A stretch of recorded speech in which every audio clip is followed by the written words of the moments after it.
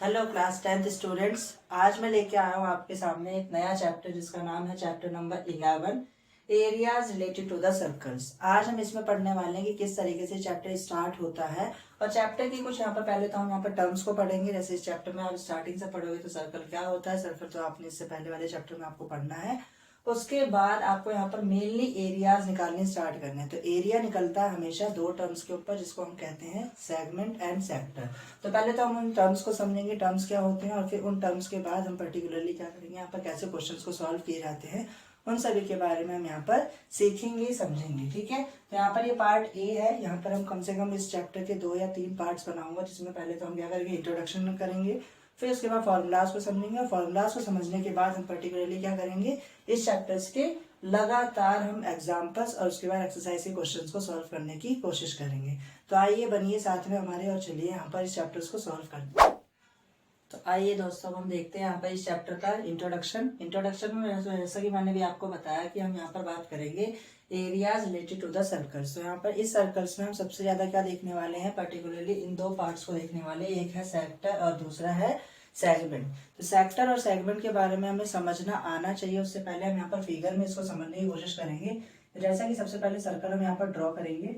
इस सर्कल में आप देख पाओगे कि सबसे पहले क्या होता है, सर्कल का एक सेंटर पॉइंट होता है। ठीक है, सर्कल का एक सेंटर पॉइंट, ठीक है, ये कहलाएगा सेंटर ओ। क्या कहलाएगा, सेंटर ओ। ठीक है, अब यहाँ पर जब सेक्टर की डेफिनेशन आप पढ़ोगे तो लिखा हुआ the part of the circular region enclosed by 2 radii and the corresponding arc is called a sector of the circle। यानी कि यहाँ पर क्या बोला गया है, एक सर्कुलर रीजन का एक ऐसा सरफेस जो दो रेडियाई हमने बोलते हैं, यहाँ पर एक रेडियस है ओ ए और दूसरा रेडियस है ओ बी।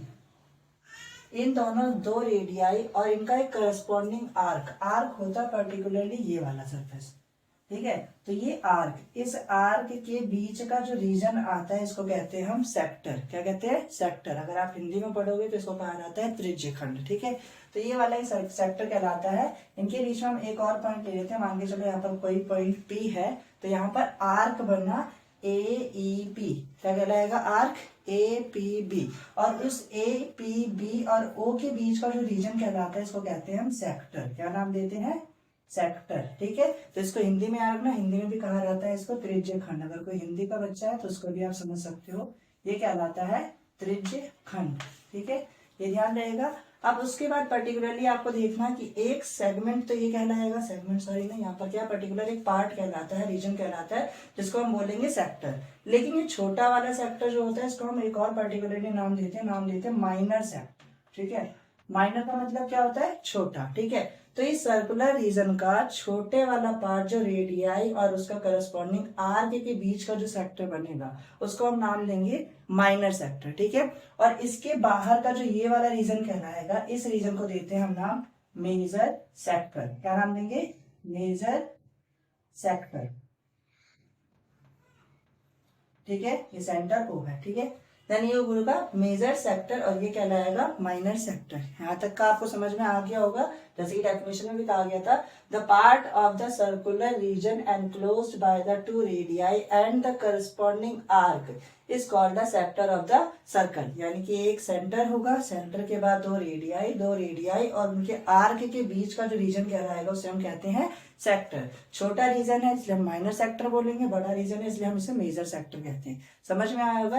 ये डेफिनेशन आपका एनसीईआरटी की बुक में दिया गया, वहां पर भी आप इसको पढ़ सकते हैं। बाकी इसको आप समझने के लिए आप बोल सकते हो कि माइनर सेक्टर जो है उसका रीजन कहलाएगा O A P B and then the minor के बाद आप देखोगे यहाँ पर मेजर सेक्टर, तो वो है ओ ए, फिर ये पूरा पर्टिकुलर बी। ठीक है, ओ ए और ये पूरा पर्टिकुलर बी, तो ये क्या कहलाएगा, मेजर सेक्टर। ठीक है, अब अगले टॉपिक की अगर हम बात करते हैं तो वो क्या लिखा हुआ है यहाँ पर, सेगमेंट। तो सेगमेंट भी एक पार्ट ऑफ द रीजन ही कहलाता है किसी भी सर्कल का, बट इसमें थोड़ा सा चेंज होता है।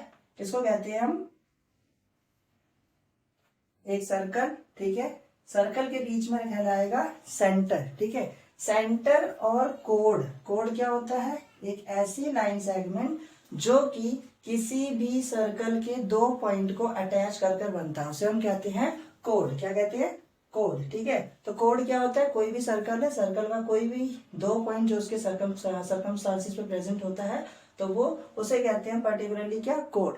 इस कोड और इसके आर्क के बीच बना रीजन जो होगा ये होगा इसका आर्क, ठीक है। इस कोड और इसके आर्क के बीच में बड़ा रीजन वो क्या कहलाता है, सेगमेंट। क्या कहलाता है, सेगमेंट, ठीक है। हिंदी में बोले तो हिंदी में बोलते हैं वृत्तखंड। क्या बोलते हैं, वृत्तखंड, ठीक है। सेगमेंट और हिंदी में बोलते हैं इसी को हम वृत्तखंड। नाम से ही पता चल रहा है सेगमेंट है, पर्टिकुलरली किसके अकॉर्डिंग, एक है सेंटर ओ, ठीक है, सर्कल का सेंटर ओ, उसका कोड ए और बी, उसका कोड क्या है, ए और बी, और इनके बीच में ये बना आर्क जिसको हमने नाम दे दिया पी। क्या नाम दे दिया, पी। तो कहलाएगा ए बी पी, ये क्या कहलाएगा, एक सेगमेंट कहलाएगा। सेम वैसे एक सेगमेंट और बनेगा जिसे हम बोलेंगे ए बी, ये इधर वाला, ठीक है, ये बड़े वाला रीजन जो होगा। तो सेम इसको भी हम दो भागों में बांटते हैं, एक होता है माइनर और दूसरा होता है मेजर। दूसरा क्या कहलाएगा, मेजर। तो बड़े वाला रीजन जो होगा जो कोड की वजह से बना उसको हम कहते हैं मेजर सेगमेंट, और जो छोटे वाला रीजन कहलाता है उसको कहते हैं माइनर सेगमेंट। आशा करता हूँ कि आप लोग ये सारी चीजें समझ चुके होंगे। बस 2 टॉपिक्स है इस चैप्टर के अकॉर्डिंग जिसको आपको समझना और सीखना है। पहला है सेक्टर, दूसरा है सेगमेंट। फिगर के अकॉर्डिंग भी आप समझना चाहो तो सिंपल सा 2 रेडियाई और रेडियाई और उसकी करस्पॉन्डिंग आर्क के बीच में बड़ा रीजन जो बनता है उसे हम क्या कहते हैं, सेक्टर कहते हैं। और दूसरा है मेजर सेक्टर जो उसका बड़ा रीजन कहलाएगा। सेम ऐसी सेगमेंट में है इसमें। तो आइए अब हम यहाँ पर देखते हैं इस चैप्टर के फॉर्मूलाज जो कि आपको इस चैप्टर में मेजर, वैसे तो मेन आपको 2 ही फॉर्मूलाज याद रखने, लेकिन और भी अगर आप निकालना चाहते हो तो सेक्टर और सेगमेंट के लिए मेजर ये 5 फॉर्मूले हैं जिसको आपको यहाँ पे एक्सप्लेन करना है मुझे, ठीक है। तो यहाँ पर देखिए वीडियो ज्यादा लंबी हो जाएगी वरना, ठीक है। यहाँ पर देखिए पर्टिकुलर क्या है, एक सर्कल बनाना है सबसे पहले, ठीक है। सर्कल ड्रॉ करो, सर्कल ड्रॉ करने के बाद सेंटर ड्रॉ करो, ठीक है। सेंटर है इसका ओ, सेंटर क्या है, ओ। उसके बाद अब आपको देखना है यहाँ पर एक थीटा देखने को मिल रहा है। तो थीटा कहाँ पर बनता है, हमेशा सेक्टर में देखने को मिलता है आपको ये थीटा। तो ये थीटा पर्टिकुलर ऐसे बनेगा, ठीक है। अभी मैंने आपको इससे पहले ही बताया है, अभी थोड़ी देर पहले। ये क्या होता है, आपका सेक्टर कहलाता है। तो इस सेक्टर के बीच में जो ये एंगल बनता है इसको कहते हैं एंगल ऑफ सेक्टर। क्या कहा जाता है, angle of sector. Angle theta मतलब क्या है यहाँ पर, एंगल ऑफ सेक्टर, ठीक है। एंगल ऑफ अ सेक्टर कहलाता है ये एंगल थीटा। तो यहाँ पर जो एंगल बनेगा इसी को क्या कहा जाएगा, एंगल ऑफ सेक्टर कहा जाएगा, ठीक है। तो इस थीटा का मदद से हम क्या कर सकते हैं, इसका एरिया निकाल सकते हैं कि पर्टिकुलर ये वाला जो आपका सेक्टर है इस सेक्टर का कैसे एरिया निकालोगे। तो इसका एरिया निकालने का सिंपल सा मेथड है कि आप सबसे पहले तो क्या निकालो, इस पूरे सर्कल का पाई आर स्क्वायर करके आप पूरा सर्कल का एरिया निकाल लो। उसी में इस एंगल ऑफ सेक्टर को डिवाइड करो 360 डिग्री से, ठीक है। तो इस तरीके से आप इसका पूरा पर्टिकुलर सेक्टर का क्या निकाल सकते हो, एरिया निकाल सकते हो। बड़ा सिंपल सा फॉर्मूला, आप इसको याद करके चलना। पूरे चैप्टर में बहुत इजी तरीके से इसका यूज करना। तो area of the sector of angle theta, जिसका थीटा क्या है, एंगल ऑफ अ सेक्टर, ठीक है। तो थीटा अपॉन में 360 degree multiply pi r square. आप जानते हो पाई की वैल्यू तो कांस्टेंट होती है। तो इसका पूरा पर्टिकुलर इस तरीके से फॉर्मूला निकाल सकते हो, ठीक है। तो अगर हम इसका इस सेक्टर का अगर फॉर्मूला निकालना चाहें इस फॉर्मूले के अकॉर्डिंग, तो हमको पर्टिकुलर कोई रेडियस होगी, यहाँ से लेके यहाँ तक का रेडियस दिया जाएगा, ठीक है। इस रेडियस के बाद आप क्या करोगे, रेडियस का यूज करके सीधे वैल्यू पुट करो, थीटा दिया जाएगा, थीटा की वैल्यू पुट करोगे, आप आंसर निकालते चले जाओगे। तो ये तो हो गया उसके बाद सेक्टर की, ठीक है। अब सेक्टर के बाद अगला फॉर्मूला आता है length of an arc. Arc का निकालना है कि लेंथ कितनी होगी उस आर्क की जिसपे सेक्टर ड्रॉ हुआ है। तो ये आर्क है यहाँ से यहाँ तक का, ठीक है। इस आर्क की अगर आपको लेंथ निकालनी है, इस आर्क की अगर आपको लेंथ निकालनी है, तो इस आर्क की लेंथ निकालने के लिए फॉर्मूला बस वही सेम है, थीटा अपॉन में 360। लेकिन अब क्या है, ये आर्क पर्टिकुलरली ये सर्कल की बाउंड्रीज पे, सर्कल की बाउंड्रीज पे प्रेजेंट है, इसलिए आप इसकी बाउंड्री को लेके चलोगे, जो कि बाउंड्रीज को क्या कहा जाता है, सरकमफेरेंस कहा जाता है सर्कल के फॉर्म पे, ठीक है। तो सरकमफेरेंस कितना होता है, 2 पाई आर, ठीक है। तो ये theta by 360 degree multiply 2 pi r, formula डालो, आर फिर से रेडियस मिल जाएगा, थीटा आपको यहाँ पर एंगल ऑफ द सेक्टर मिल जाएगा। तो इसकी मदद से आप क्या कर सकते हो, यहाँ पर इजीली इस फॉर्मूले को पुट करके आप लेंथ ऑफ एन आर्क निकाल सकते हो। लेकिन ये बहुत कम पूछा जाता है, ये याद रखिएगा। ज्यादातर आपसे sector, major sector, minor sector और सेगमेंट पूछा जाता है, आर्क बहुत कम। लेकिन ज्यादातर जो एमसीक्यूज टाइप क्वेश्चंस होते हैं उसमें आपसे आर्क भी पूछा जा सकता है, ठीक है। तो ये इंपॉर्टेंट मान के चलना, मैं पर्टिकुलरली ये आपका फॉर्मूला है। फिर इसके बाद पर्टिकुलर आपको निकालना होता है एरिया, ठीक है। तो area of segment, area of segment आप कैसे निकाल सकते हो? एरिया ऑफ सेगमेंट निकालने के लिए भी मैंने बताया था कि पर्टिकुलरली कोई सा भी पर्टिकुलर क्या होना चाहिए, कोड के बीच में। मान के चलो हमने यहाँ पर एक कोड बना दिया जिसको हमने बोला code A B, code A B. इस कोड और इसके करस्पॉन्डिंग आर्क के बीच का जो रीजन होता है इसे क्या कहा जाता है? इसे कहा जाता है सेगमेंट। क्या कहा जाता है? सेगमेंट। अभी पहले मैंने आपको बताया कि एक कोड, किसी सर्कल का कोड और कोड के द्वारा बनाया गया करस्पॉन्डिंग आर्क, उसके बीच का जो रीजन होता है उस रीजन को कहते हैं हम सेगमेंट। तो ये सेगमेंट कैसा कहलाएगा? Minor segment. कैसा कहलाएगा? Minor segment. इस माइनर सेगमेंट का अगर आप क्या निकालना चाहते हो, एरिया निकालना चाहते हो, तो आप सिंपल सा देख पा रहे हो ये क्या है।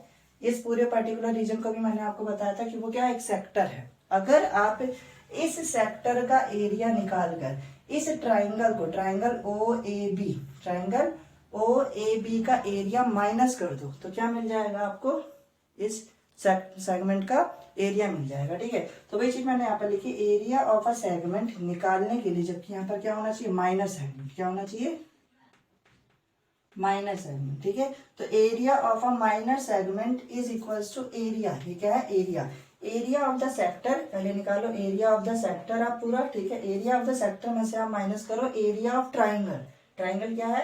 ओ ए बी। अगर आप ओ ए बी का एरिया निकाल लेते हो तो उसके अकॉर्डिंग क्या कर पाओगे? आप इजिली इस सेगमेंट के एरिया को फाइंड कर सकते हो।